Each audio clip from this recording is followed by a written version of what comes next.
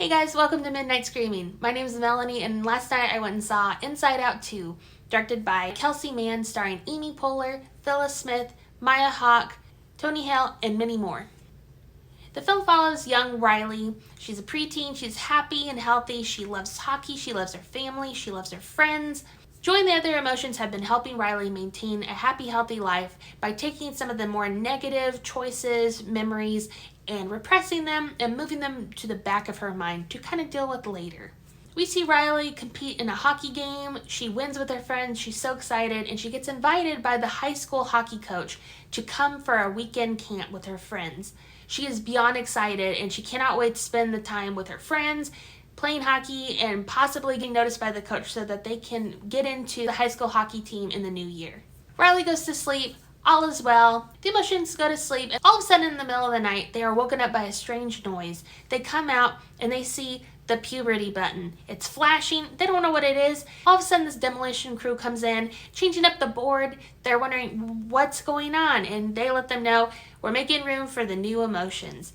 Quickly, they meet Anxiety, played by Maya Hawke. She introduces them to three of her friends: Ennui, Envy, and Embarrassment.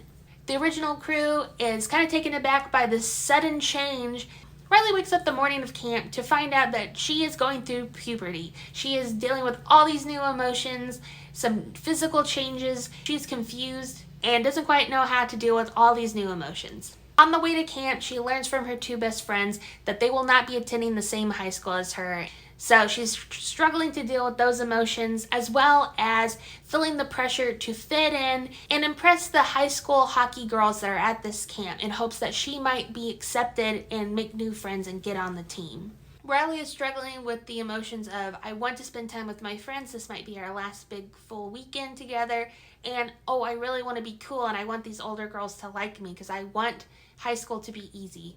Joy tries to be friendly to the new emotions, but it's very clear that anxiety is starting to kind of take over. Joy has tried so hard to repress any negative memories for Riley and hope to keep her happy, but the entire crew has to come to terms with them as they try to combat the new emotions, especially anxiety, who is slowly but surely taking over Riley's life. I really enjoyed Inside Out 2. I thought they did such a good job of kind of adding a fresh spin on things without losing the magic of the original. All these characters are so lovable, they're relatable. You can definitely tell that this film is kind of geared towards kids who are starting to enter that new phase of life, that puberty, the awkward phase of becoming a teenager. But I think the entire family can find something to relate to in this film. This is like a mild spoiler, but I really enjoyed that they showed Riley having her first panic attack. When I was a kid, I kind of went through puberty a little bit early, and I started dealing with a lot of anxiety, a lot of different emotions that I didn't know how to deal with. I was later diagnosed with OCD, a panic disorder, depression, anxiety. So I can remember that time in my life when I was starting to become a teenager, and I was struggling with all these new things, and I didn't know what panic attacks were. It was really confusing. For a lot of kids, like, that anxiety can really just take over. I thought they did such a good job portraying Riley having a panic attack. You see Riley kind of doing some grounding techniques. You see her focusing on what she can see, hear, touch. I just thought it was so relatable. It really took me back to being a young kid starting to deal with anxiety. I just thought they did it so well. I said that Bill Hader and Mindy Kaling didn't reprise their roles as Fear and Disgust, but Tony Hale and Liza Lapira did a wonderful job. Amy Poehler was just delightful as Joy, as always. It was so good to see Phyllis Smith again as Sadness. I just love Sadness so much.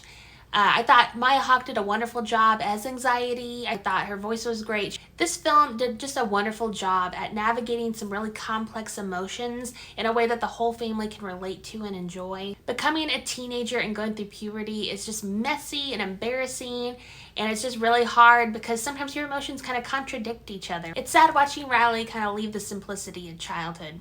But it's also exciting to see her grow and start dealing with new emotions, new ways of thinking, really finding out who she is as a person. Her emotions have been trying to kind of repress the negative aspects of herself, but we can learn so much from the kind of the messy parts of ourselves, and it just helps you kind of grow into the person you were meant to be. All of our emotions, including the positive and negative choices we make, really shape who we are as people. And I thought this film did a wonderful job showcasing a young person kind of navigating through the kind of complex situation that is puberty. I would give Inside Out 2 like a 9.5 out of 10. I thought it was so good. I highly recommend it. I think you should definitely go out to theaters and support it. I would love to hear what your thoughts are on this movie. Please feel free to leave it in the comments. Thank you so much for watching.